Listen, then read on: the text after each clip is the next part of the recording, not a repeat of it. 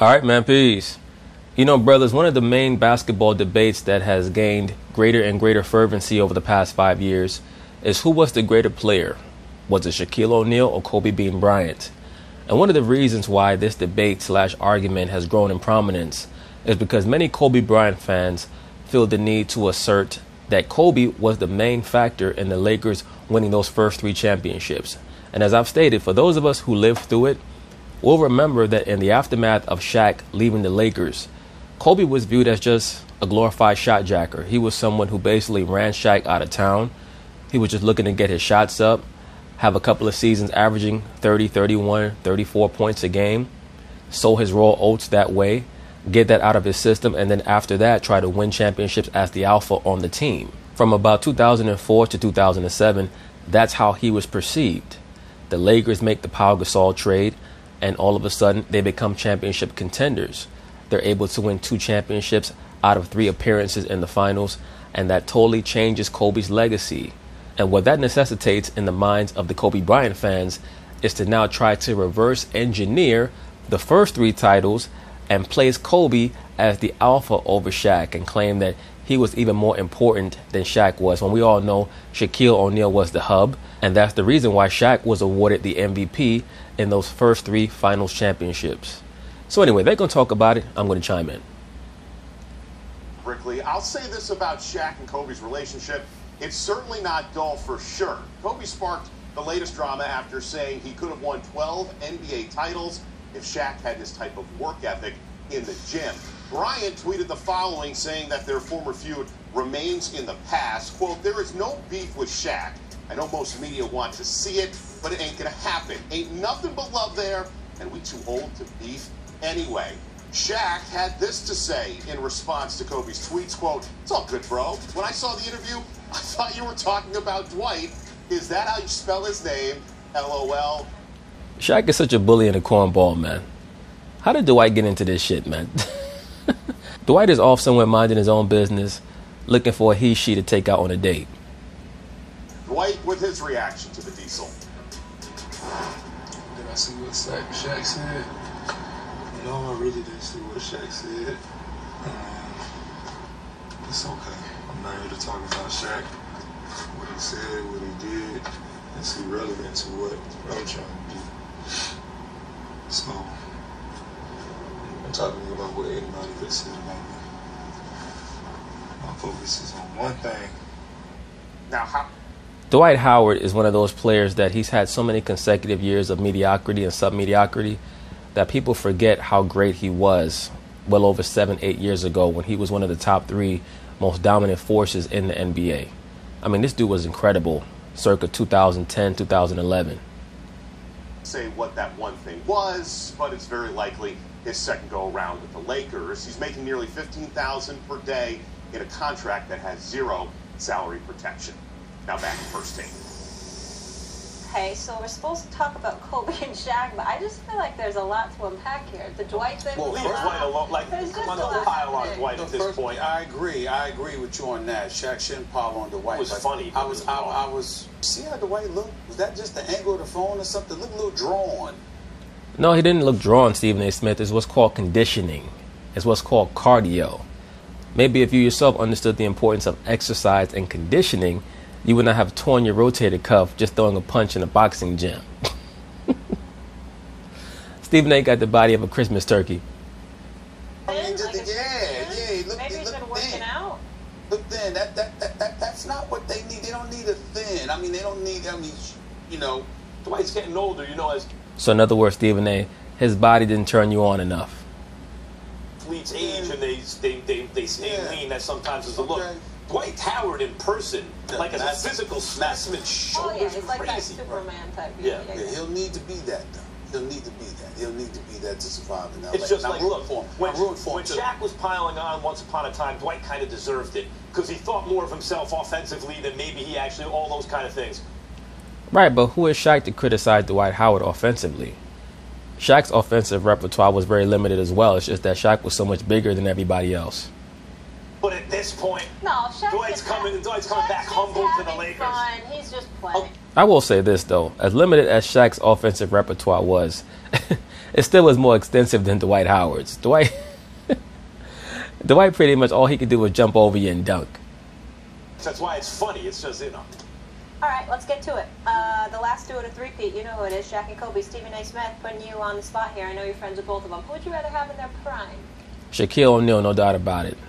Kobe Bryant, all-time great.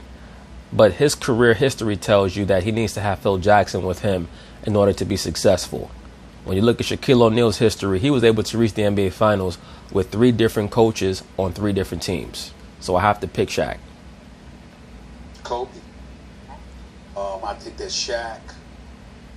Listen, you think Wilt Chamberlain, you think Shaq, 2 most dominant forces we've ever seen in the history of basketball. That's what you see, okay? So nobody's trying to act like Shaq is not the most dominant force I've ever seen with my own 2 eyes on a basketball court. But I am always partial to guards because centers need help. If you're Shaq, you needed Kobe or somebody else to get you the basketball and to give you the ball in the right spots and things of that nature. When you are guard, you are more in a position to dictate the level of success that you ultimately accomplish for yourself.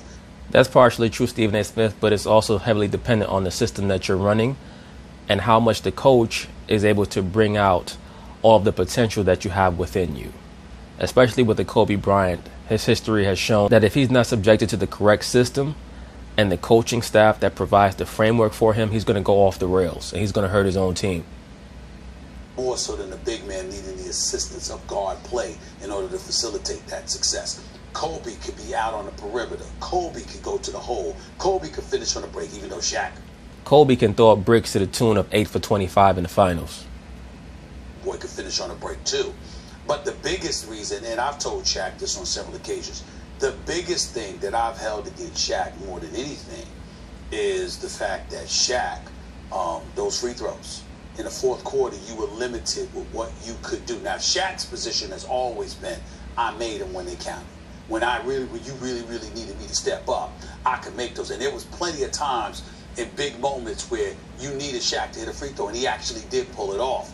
But the point is that from the free throw line, career-wise, he was somewhat of a liability. Yes, I agree with you that Shaq was a liability on the free throw line, but he was so dominant in every other facet that it's almost nitpicking to talk about his free throw shooting, especially in light of the fact that he was the only constant in the Orlando Magic getting to the finals, the Lakers getting to the finals, and the Miami Heat getting to the finals from a stretch of, 12 years? From 1994 to 2006? He was the constant. Because Penny never got anywhere near to the finals after Shaq left. We know that Penny had some very severe and chronic knee issues almost immediately after Shaq left the team. It took Kobe to almost reinvent himself, and the team had to be reinvented after Shaq left. And then pertaining to the Miami Heat, once Shaq got there, they became immediate championship contenders, won the title. And when he started to fall off physically, they were no longer relevant until LeBron came there. Say the same about Kobe Bryant. And so when you look at Kobe Bryant and the arsenal that he brought to the table in his prime, as dominant as Shaq was, I would pick a guard. It's not really about Shaq or Kobe. I would pick an elite guard over an elite big man 99% of the time, just because they have the ball in their hands more and they're able to dictate their success. I would consider what you're saying more seriously if it was a guarantee that Phil Jackson was going to be a package deal with Kobe Bryant. Phil would have to be there. And I did a video on the relationship between Phil Jackson and Kobe Bryant and the MK handler, MK subject dynamic. There's no doubt that that certainly was a component to their success. Sort of Shaq, because they played in their prime together, and Shaq was the undisputed #1 player in the world when they were both in their primes. And even if you want to argue that Kobe was in his prime during the next three trips to the finals, 2 wins with Pau Gasol, or in between when he had that crazy 81-point game and everything, okay, even that Kobe was not going to be compared favorably to Shaq. But I understand your point, Stephen. I think especially in this era, where the kind of play Shaq played back then is not seen as valuable as it was back then, right? So it's easy to elevate Kobe over Shaq when you think about it like that. But at the time, look, Kobe Bryant is weird. Remember when I put him on, he could be on the worst all-decade, the worst team all-decade. And I agree with you in that assessment, Max Kellerman. So bad at the end of his career. but he was all-decade team early in his career. Kobe's one of these weird players. He is both among the most overrated and underrated players ever. Oh my goodness. This dude, Max Kellerman, he really be on that vibe when he talks about Kobe. He goes off with his super liberal shit, but when it comes to Kobe, he's on point for the most part. As I've stated, Kobe Bryant is the most overrated all-time great player in the history of the NBA. What does that mean for those of you Kobe Bryant fans who are getting upset? Is he a top 2 all-time great player right after Michael Jordan? No. Is he top 5? No. Is he top 10? No. I would put him in that 11 to 15 area. I think that Kobe versus Dr. J would be a great debate. Kobe versus Oscar Robertson would be a great debate. Kobe versus Moses Malone would be a great debate if you were trying to truly discern who was the greater player and who was the more impactful player. A lot of cats out there do not remember or understand how impactful Dr. J was. He carried 2 leagues. He carried the ABA in the 1970s up until 1976. And after that, he carried the NBA pretty much all the way until about 1983. And then Larry Bird and Magic pretty much took over after that. And then Jordan came along. Dr. J also finished his career with over 30,000 points when you combine the ABA and the NBA. He won 3 championships, 2 in the ABA, 1 in the NBA, and made multiple NBA Finals appearances as the best player on the 76ers. Of course, he was finally able to get over the hump when he got his big man, Moses Malone. Kobe Bryant also never won a championship without a great big man. So I think that a debate over who's the greater player between Dr. J and Kobe Bryant, that would be a very good argument. Much better than Kobe or Michael Jordan or anything like that, or Kobe against one of the top 10 players of all time, because he just doesn't fit in that argument. Once LeBron passes Kobe for points, I mean, what type of argument are they going to have? Go ahead and compare their stats when they played against one another. I mean, it's not even close. And Kobe is an all-time great. People are going to get very upset by this. It is what it is. But just in comparing Kobe and Shaq, you have to choose Shaq over Kobe. By fans who saw him and think he's better than Jordan. Because when your eyes were on Kobe Bryant, if you didn't live through Michael Jordan, it is hard to imagine when you were watching him in his prime that anyone could be better than that. That's how great he was. I agree with that to a degree. If you never saw Michael Jordan play and all you saw was Kobe Bryant, you say, wow, this guy is great. He might be the most exciting player that I've ever seen because his style of play was so dynamic. But it basically was just a takeoff of Jordan. I've stated this in many videos. Kobe Bryant was Michael Jordan with small hands, a slower first step, and bad decision making. That's all he was. And still, with those deficiencies, those subtractions, he's still a top 15 all-time greatest player. So people overall, he's the greatest ever. No, he's not better than Jordan. But then he's become underrated by some others. Kobe's not a top 10 player. Stop. Max, I got to pause the video now. You on a roll. Had me agreeing with your dumb ass. Now you're going to tell me he's top 10? Max Kellerman, would you take Kobe over Michael Jordan? No. Would you take him over Kareem? No. Would you take him over Bill Russell? A lot of guys out there would say, yeah, Bill Russell's overrated. Dude, you have no idea what you're talking about. Ask Kobe Bryant if Bill Russell's overrated. Kobe used to go to Bill Russell for advice on the psychological warfare between his team and the opposing team, himself and the opposing team's superstar. And Bill Russell would give him keys to defeat his opponents psychologically. Bill Russell is by far and away the greatest defensive player in the history of the NBA. If you look up defensive win shares, Bill Russell is so far ahead of the next greatest player, it's not even close. He was like a combination of Dennis Rodman, Kevin Garnett, and Ben Wallace. That's how great of a player Bill Russell was. So was Kobe greater than him? No. Was Kobe greater than Magic? No, he was not. A lot of people would disagree with that. Not only did Magic Johnson win just as many championships as Kobe did in about 30% less time playing in the league, he also was a player who brought his teammates together. He didn't push them apart or push them away. He was also arguably the most impactful player of the modern era when it comes to establishing the identity of the league and its marketability. Is Kobe Bryant greater than Larry Bird? I say no. Larry Bird won 3 championships as the best player. He also won 3 regular season MVPs consecutively. Kobe only has 1 MVP award. Larry Bird, to me, greater shooter than Kobe from the outside, meaning three-point line, mid-range, post-up, free throw line. Larry Bird, greater shooter than Kobe all around. Also had a left hand that was at the very least equal to Kobe's, if not better, and he understood how to play within an offensive framework to a far higher degree than Kobe. And Larry Bird actually had the basketball IQ that Kobe Bryant is credited with. Number 6, is Kobe greater than LeBron James? That's going to be one of the more controversial ones. I say no. I believe that you can build around LeBron better than you can build around Kobe, unless you have Phil Jackson with you. Now, if you have Phil Jackson with Kobe and a great big man, then I'll say I'll probably take Kobe over LeBron. But if we're just starting fresh from scratch, Kobe or LeBron, I'm taking LeBron. Next, Wilt Chamberlain. To me, that's not even that close. Wilt Chamberlain was more impactful defensively. Offensively, we know that he has most of the individual records. Number 8, would you take Kobe over Shaq? As I'm already discussing here, no. Shaq, to me, was more impactful when it comes to his ability to elevate a team, no matter who was around him or the coach. The man took the Orlando Magic to the finals with Brian Hill as the head coach, for goodness sakes. Number 9, would you take Kobe over Hakeem Olajuwon? I would not. I would not.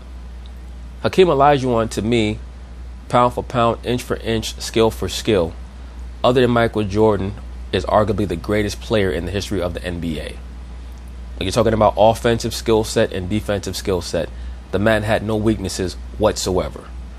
Having him number 9 is probably way too low. You could make a serious argument that Hakeem is greater than Wilt, greater than LeBron. I mean, a real debate would probably be Hakeem or Larry Bird or Hakeem or LeBron, somewhere around there. But that's how great Hakeem was. Would you take Kobe Bryant over Tim Duncan? Of course, a lot of Laker fans would say yes. I personally wouldn't. I think that Tim Duncan establishes a great culture in your franchise, in your locker room. And once again, he's not going to be someone who pushes great players away, who pushes role players away. You can build around him. With Kobe, you never know how guys are going to mesh with him. People are going to say, what are you talking about? Kobe Bryant was able to knock Tim Duncan out of the playoffs multiple times. I understand that. All that's cool. But when you have a Tim Duncan, you never have to worry about going through a 2 or 3 year stretch where you're winning 42 games and just making the playoffs barely. Every year you're going to win 50 plus games and have a chance to win a championship. The analytics don't fully capture his greatness because we've entered a more efficient era and he played in a less efficient one. Kobe played in a less efficient era, yes.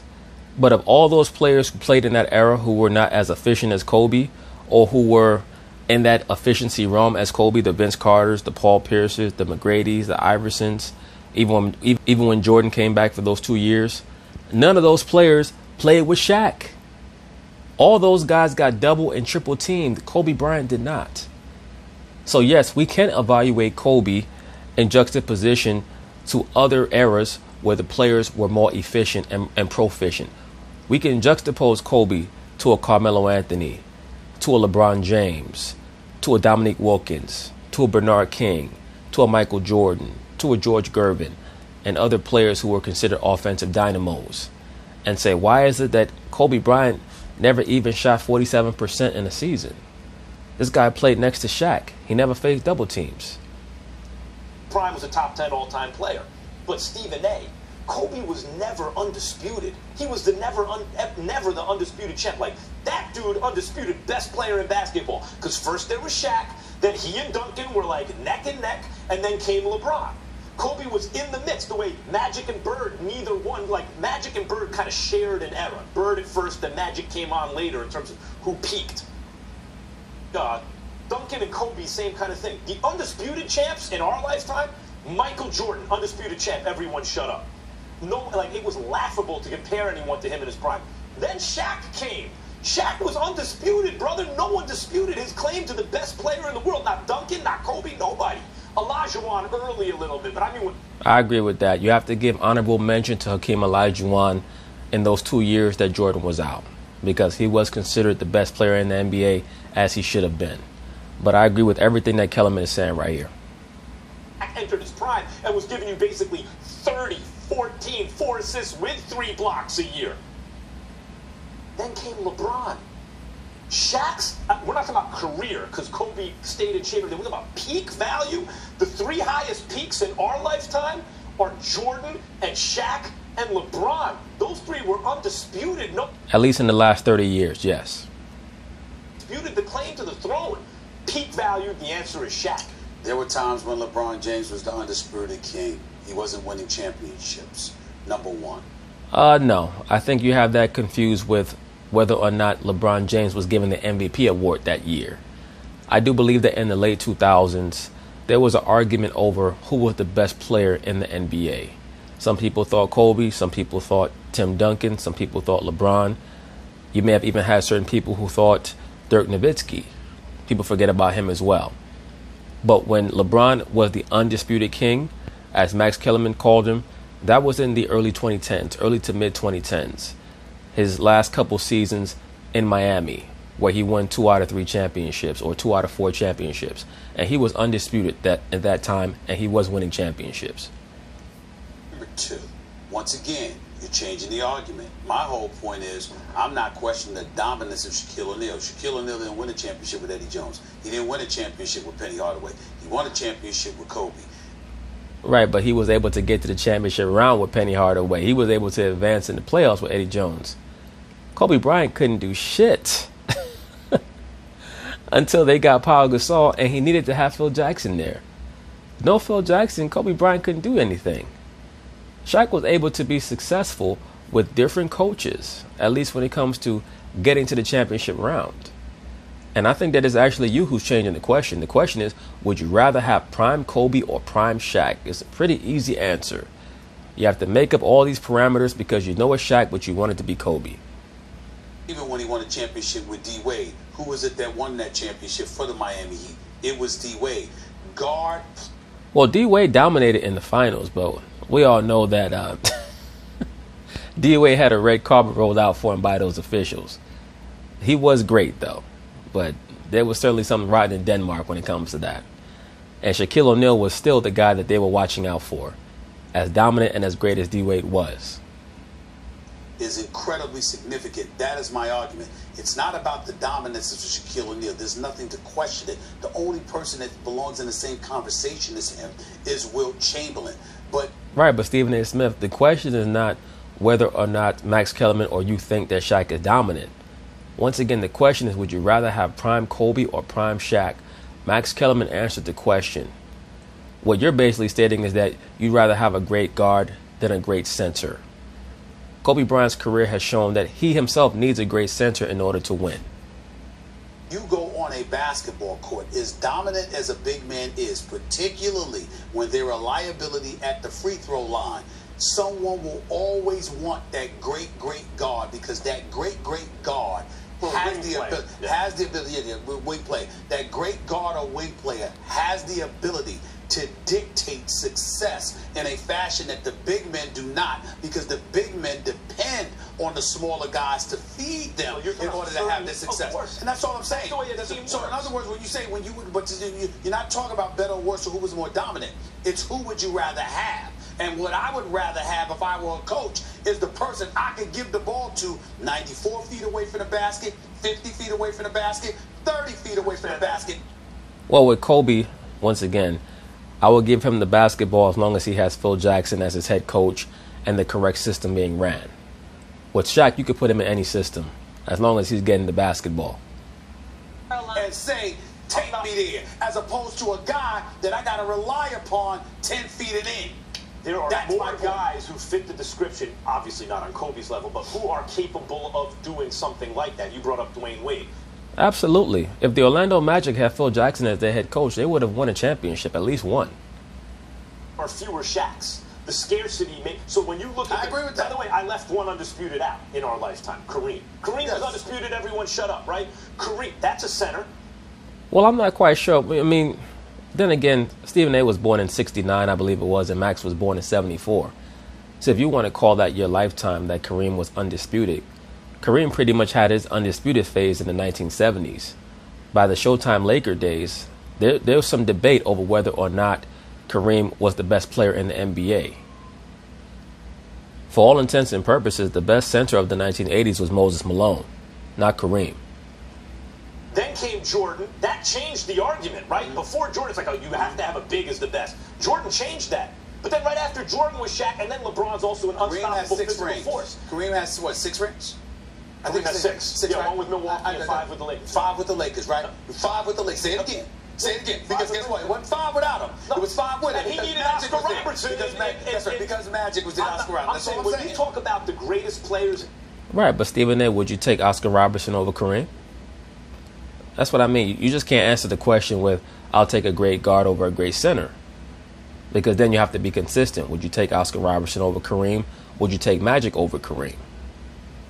History, after Jordan and LeBron, basically you're talking all centers. You're talking Wilt and Bill Russell and Kareem and Shaq, and then even Duncan and Olajuwon are in the mix. Listen, all I know... I wouldn't take any of those guys over Magic and Bird, or at least the last few names that you named.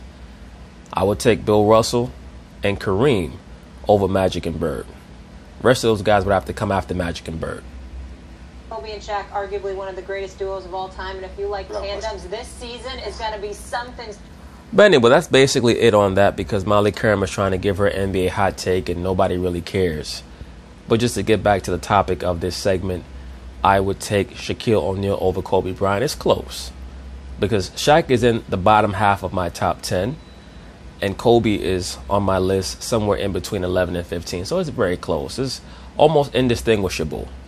The fanboys get so upset. Oh my God, I have to take your basketball card because you have Kobe outside of your top 10. Like, dude, please. Well, you're talking about the difference between these players from like Larry Bird all the way down to Oscar Robertson. It's like the breadth of a follicle of hair. It's almost indistinguishable because all these players are so great. But anyway, peace.